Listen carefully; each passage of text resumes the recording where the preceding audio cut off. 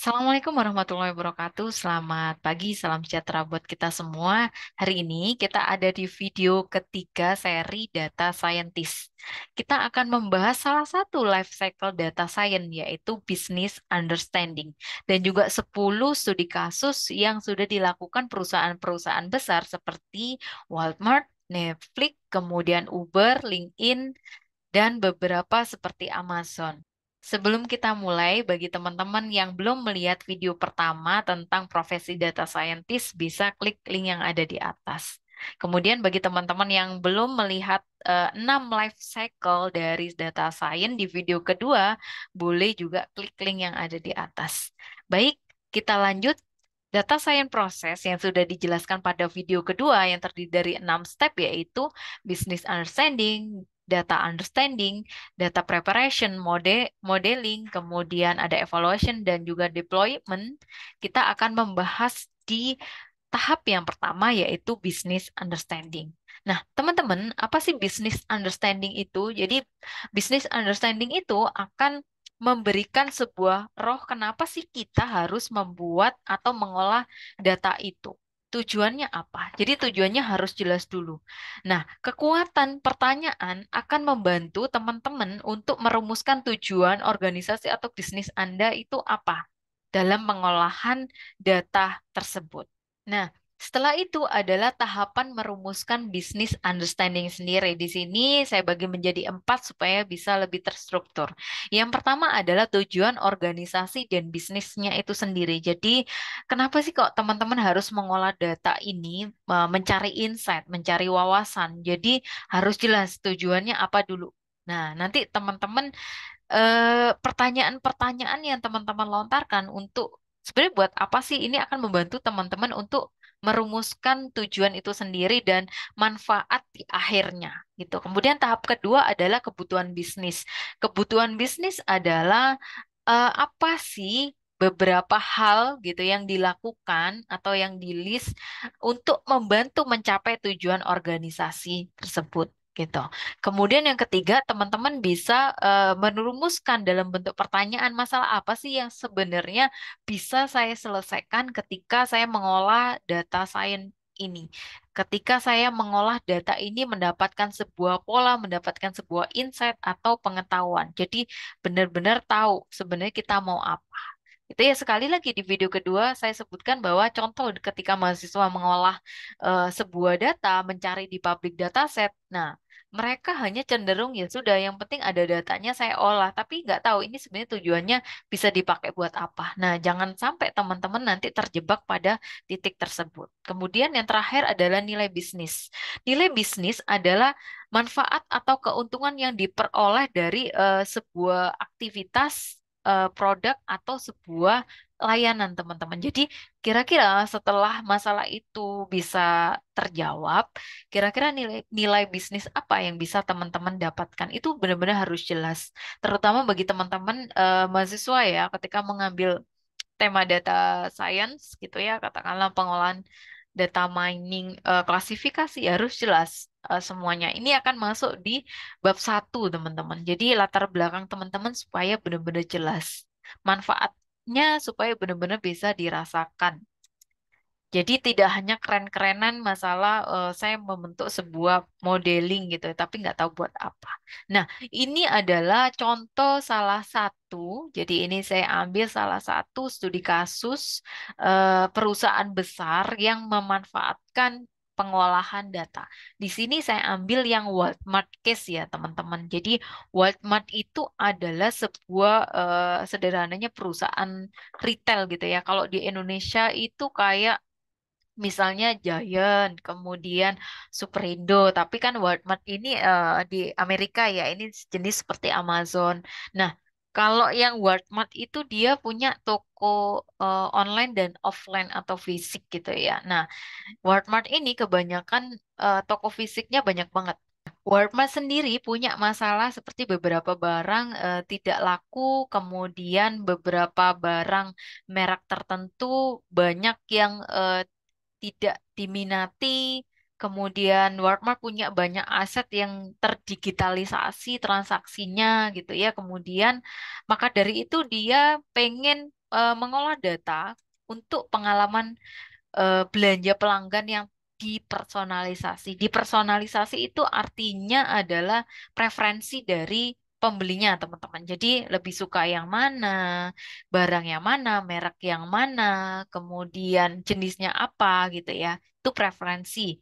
Nah, teman-teman, kenapa preferensi ini dibutuhkan? Karena dia pengen mengoptimalkan pasti ya tujuan bisnisnya si Walmart itu pengen dia dapat cuan yang banyak gitu ya, barangnya laku. Nah, dia pengen mengoptimalkan penyimpanan barang, kemudian tampilan barang di toko, kemudian si Walmart juga ini pengen eh, pers- dan si Walmart juga pengen personalisasi dengan memahami ya tadi penjualan barang baru, kemudian keputusan pembelian produk itu seperti apa sih, kinerja merek. Oh, ternyata orang itu lebih suka merek CDE daripada AB misalnya seperti itu. Nah, dia pengen mengetahui lebih detail tentang hal tersebut, memanfaatkan data yang sudah ada.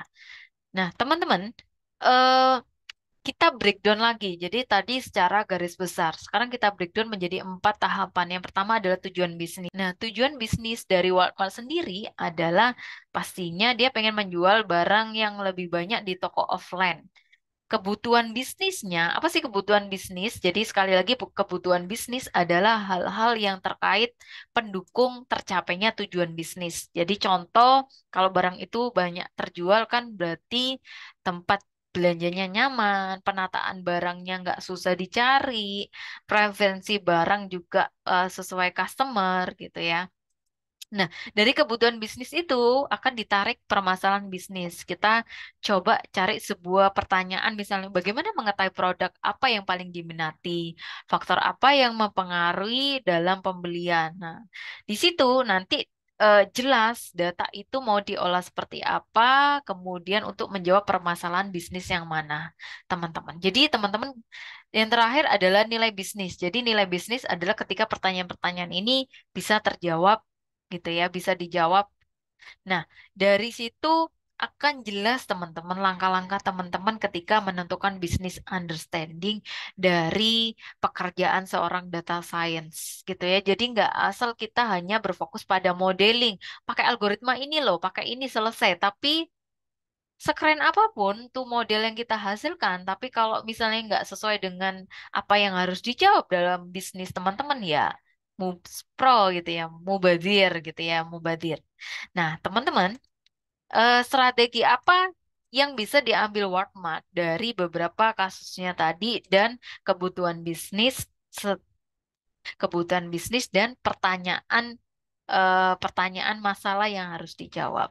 Dia bisa menerapkan misalnya membuat sebuah data yang berisi umur, gender, pekerjaan, kemudian labelnya adalah preferensinya gitu ya, merek tertentu misalnya dengan algoritma klasifikasi misalnya. Jadi yang kedua adalah bagaimana mengatur tata letak gitu ya, itu juga bisa diatur. Contoh misalnya pakai algoritma asosiasi eh, a priori misalnya ya. Jadi itu nanti akan membantu. Oh, ternyata secara secara data transaksi yang sudah tercatat orang itu kalau beli susu itu biasanya beli roti, beri gula sama selai misalnya itu bisa diletakkan di area-area tertentu misalnya. Ini nggak sembarangan ya, tapi dari data transaksi yang sudah tercatat teman-teman. Kemudian bisa juga dia memanfaatkan teknik pengolahan clustering untuk memasarkan segmentasi dari pelanggannya. Oh, ini segmentasi pelanggan saya yang loyal misalnya. Ini sangat loyal. Nah, itu pasti bermanfaat dan bisa menjawab pertanyaan gitu ya, menjawab tujuan bisnis serta kebutuhan bisnis, permasalahan yang harus dijawab. Kemudian dia juga bisa mengetahui brand mana nih yang paling favorit ya. Mungkin beberapa brand nggak terlalu favorit dari data yang tercatat ya, ya mending misalnya di cut gitu ya. Dia bisa memperbanyak brand-brand yang disukai oleh banyak customer dia. Kemudian dia juga bisa melakukan bundling harga gitu ya. Oh, ternyata orang kalau beli ini juga gitu ya. Teman-teman bisa lihat di Amazon.com biasanya ketika kita beli buku, itu di bawahnya itu disarankan, kamu bisa beli buku ini loh, ini dan ini loh, karena kebanyakan orang membeli ini. Nah, seperti itu teman-teman. Jadi banyak hal strategi yang bisa teman-teman lakukan gitu ya. Jelas gitu ya dari business understandingnya akan dibagi menjadi 4 tahapan. Tujuan bisnisnya sendiri itu apa, kebutuhan bisnisnya itu apa, kemudian permasalahannya dan nilai bisnis yang akan didapatkan. Sehingga teman-teman benar-benar terarah gitu. Karena business understanding ini adalah rohnya dari pengolahan data. Kenapa kok kita harus mengolah itu gitu ya? Tujuannya apa? Jadi nanti teman-teman bisa jauh lebih jelas lagi. Kemudian yang kedua, si Walmart ini juga memanfaatkan data untuk sumber pesanan dan pengiriman yang tepat waktu.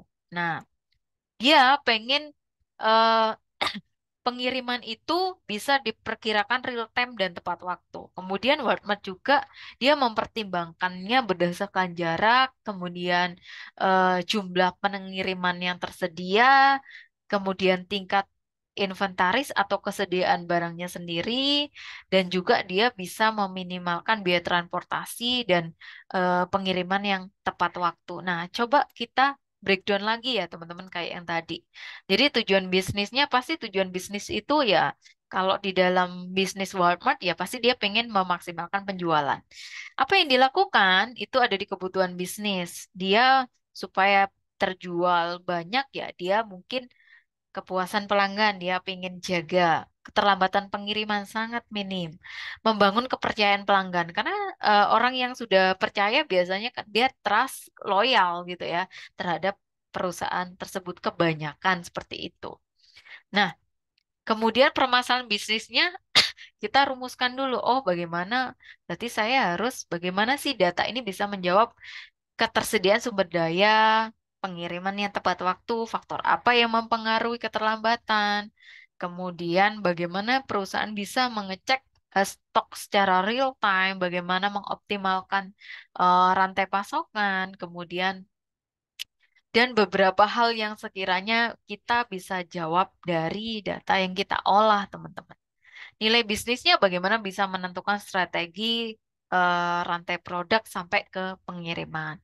Bagaimana memanage stoknya supaya ketika pesanan gitu ya pasti ada stoknya. Kemudian strategi bagaimana pembeli itu bisa puas dan terus loyal pada Walmart gitu ya. Baik mungkin di toko online maupun offline. Tapi ini beberapa studi kasus dari salah satu gitu ya. Ini baru salah satu dari 10 studi kasus dunia nyata di bidang data science, teman-teman. Teman-teman nanti bisa belajar dari 9 lagi gitu ya. Strategi yang diambil dari meminimkan keterlambatan tadi, yang pertama adalah misalnya kita bisa berdasarkan faktor ukuran barang, jenis pengiriman, wilayah mana gitu ya, kemudian seberapa banyak barangnya. Nah, itu seperti kasus sebuah penjualan Pizza Hut di dalam sebuah kota, dia bisa mengestimasi deliverynya sampai ke rumah orang tersebut mungkin dari faktor berapa banyak sih oven yang lagi off tidak dipakai, berapa banyak pesanannya, jarak rumahnya seperti apa, sehingga dia bisa mengestimasi gitu ya dengan sebuah metode di data science bisa mengestimasi berapa lama sih akan sampai pesanannya. Seperti itu sederhananya. Kemudian pemasaran ke orang-orang yang puas akan layanan gitu ya. Misalnya menggunakan algoritma klasifikasi. Oh, orang dengan variabel atau faktor ini ternyata dia puas. Berarti kan dari sisi marketingnya dia bisa lebih fokus ke orang-orang yang membeli lagi, orang-orang yang loyal terhadap perusahaan Walmart gitu ya. Jadi tidak asal segmentasi pelanggan. Nah, itulah banyak sekali manfaat data, teman-teman. Nah, ini saya paparkan lagi. Ini sudah muncul di video kedua ya. Kita baru membahas life cycle di tahap pertama yaitu business understanding. Jadi bagi teman-teman yang ingin berkecimpung di data scientist, business understanding bagi seorang data scientist tingkatan skillnya itu middle gitu ya. Ya, teman-teman harus tetap menguasai. Itu ya, kalau ingin menjadi seorang data scientist. Karena di sini dibutuhkan di area middle. Jadi lumayan ya, kebutuhan analisis bisnisnya tetap dibutuhkan. Nah, dari 10 project data science ini, nanti teman-teman bisa klik link yang ada di sini, itu ada banyak perusahaan besar yang lebih detail lagi yang teman-teman bisa baca untuk mengasah gitu ya, analisis teman-teman terhadap proses life cycle di business understanding. Jadi kita hanya membahas satu, nanti teman-teman bisa belajar studi kasus yang kedua terkait dengan Amazon, teman-teman. Nah, di Amazon ini hampir mirip sih sebenarnya. Kenapa itu saya ambil salah satu contoh gitu ya. Di Amazon ini ada sistem rekomendasi juga, kemudian optimasi harga retail, kemudian ada deteksi penipuan. Kemudian di Netflix ini juga sistem rekomendasi. Sama, kemudian ada content development berdasarkan data analisis, kemudian marketing menggunakan data. Spotify. Nah, ini Spotify itu kan layanan musik digital. Bagaimana dia personalisasi konten dari musik. Kemudian untuk klasifikasi apa namanya lagu gitu ya dan audio track misalnya. Kemudian selanjutnya juga ada Airbnb itu terkait dengan jaringan penginapan gitu. Dia juga sistem rekomendasi. Maka dari itu saya bahas satu. Kemudian ada NLP untuk review analisis. Kemudian ada prediktif tentang smart pricing gitu ya teman-teman. Kemudian ada perusahaan juga Uber gitu ya. Itu terkait bagaimana penetapan harga dinamis. Nah, itu dibahas juga LinkedIn terkait bagaimana sih mendeteksi apa konten yang tidak pantas misalnya. Kemudian perekrut dari LinkedIn itu bisa memaksimalkan pencarian dan sistem rekomendasi dan juga beberapa contoh yang lain seperti Pfizer itu adalah salah satu vaksin gitu ya, masih ingat ya saat corona itu. Jadi teman-teman juga belajar dari situ, bisa belajar dari sel data analis dan juga kasus yang terakhir tentang Zomato supaya teman-teman bisa berlatih dan benar-benar mengasah apa ya insting business understanding ketika teman-teman melakukan analisis dalam sebuah data. Nah, itu teman-teman yang bisa saya sampaikan pada video ketiga tentang tahap pertama life cycle data understanding. Jadi harus diingat, data understanding adalah rohnya dari kenapa kok kita harus mengolah data tersebut. Tujuannya apa? Manfaat bisnisnya nanti apa? Nah, itu harus dijawab terlebih dahulu sebelum teman-teman benar-benar lebih lanjut ke algoritmanya. Nah, next kita akan belajar tahap life cycle yang kedua, yaitu data understanding plus studi kasusnya supaya bisa lebih paham. Itu aja yang bisa saya sampaikan di video yang ketiga ini. Semoga membawa manfaat bagi teman-teman. Sampai jumpa di video keempat. Terima kasih.